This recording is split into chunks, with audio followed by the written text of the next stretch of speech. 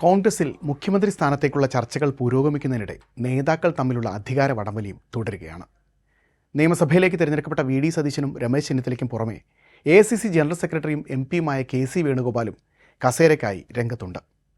ഇതിനിടെ എ.ഐ.സി.സി നിയോഗിച്ച നിരീക്ഷകരായ മുകുൾ വാസ്നിക്കും അജയ് മാക്കനും സംസ്ഥാനത്തെ എം.പിമാരും എം.എൽ.എമാരും അടക്കം മുതിർന്ന നേതാക്കളുമായി കൂടിക്കാഴ്ച ആരംഭിച്ചു. AK. Antony, VM. Sudheeran, K. Sudhakaran, Kodikunnil Suresh എന്നിവരടക്കം മുതിർന്ന നേതാക്കളുമായി ഇതിനകം കൂടിക്കാഴ്ച പൂർത്തിയാക്കിയിട്ടുണ്ട്. കോൺഗ്രസ് എം.എൽ.എമാരുടെ യോഗവും ഇന്ന് ചേരുമെന്നാണ് സൂചന. എം.എൽ.എമാരെ ഒറ്റയ്ക്കൊറ്റയ്ക്കും നിരീക്ഷകർ കാണുന്നുണ്ട്.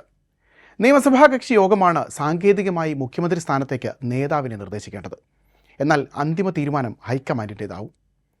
മുഖ്യമന്ത്രി കസേരയ്ക്കായുള്ള പോര് മുറുകുന്നതിനിടെ എം.എൽ.എമാരുടെ ഭൂരിപക്ഷ പിന്തുണ ഉറപ്പാക്കാൻ വി.ഡി. സതീശൻ, രമേശ് ചെന്നിത്തല, കെ.സി. വേണുഗോപാൽ പക്ഷങ്ങൾ രംഗത്തുണ്ട്. ഘടകകക്ഷി നേതാക്കളുടെ അഭിപ്രായം കൂടി ആരായാൻ എ.ഐ.സി.സി നിരീക്ഷകർ ഇതിനകം തീരുമാനിച്ചിട്ടുമുണ്ട്. വ്യാഴാഴ്ച വൈകുന്നേരം 4:30-ക്കാണ് ചർച്ച നടക്കുക. ഇതിനായി ലീഗ് നേതാക്കളടക്കം തലസ്ഥാനത്തേക്ക് പുറപ്പെട്ടു. നേരത്തെ വി.ഡി. സതീശന് മുസ്ലിം ലീഗ് സംസ്ഥാന അധ്യക്ഷൻ സാദിഖ് അലി തങ്ങൾ പിന്തുണ പ്രഖ്യാപിച്ചെങ്കിലും ചർച്ചയായതോടെ ഇത് മയപ്പെടുത്തുകയായിരുന്നു.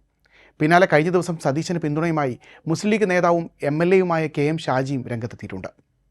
കോൺഗ്രസ് മന്ത്രിമാരുടെ കാര്യത്തിലും ചർച്ചകൾ പുരോഗമിക്കുകയാണ്. കഴിവ് മാത്രമാകണം മാനദണ്ഡമെന്നും ഗ്രൂപ്പ് താൽപ്പര്യങ്ങൾ നോക്കരുതെന്നും രാഹുൽ ഗാന്ധി നിർദ്ദേശം നൽകിയിട്ടുണ്ട്. മുഖ്യമന്ത്രിയെ തെരഞ്ഞെടുത്ത ശേഷം മന്ത്രിമാരുടെ കാര്യത്തിൽ വിശദമായ ചർച്ചകൾ നടത്തും.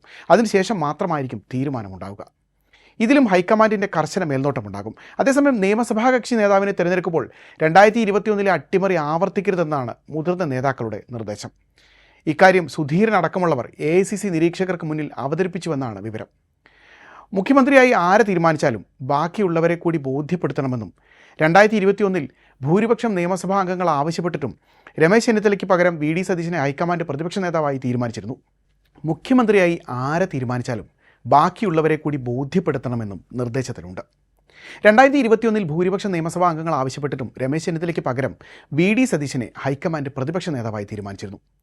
വി.ഡി. സതീശനും രമേശ് ചെന്നിത്തലയ്ക്കും കെ.സി. വേണുഗോപാലുമായി സൈബർ ഇടങ്ങളിലും തെരുവിലും പോസ്റ്ററുകളും ചർച്ചകളും നിറയുകയാണ്. എന്തൊക്കെ തന്നെയായാലും പോളിംഗ് ബൂത്തിൽ വരി നിന്ന് വോട്ട് രേഖപ്പെടുത്തി അധികാരത്തിലെത്തിക്കുന്ന ഇന്നാട്ടിലെ ജനങ്ങളെ പരിഹസിക്കുന്നതാണ് മുഖ്യമന്ത്രി കസേരയ്ക്കായി നിലവിൽ നടക്കുന്ന വടംവലി.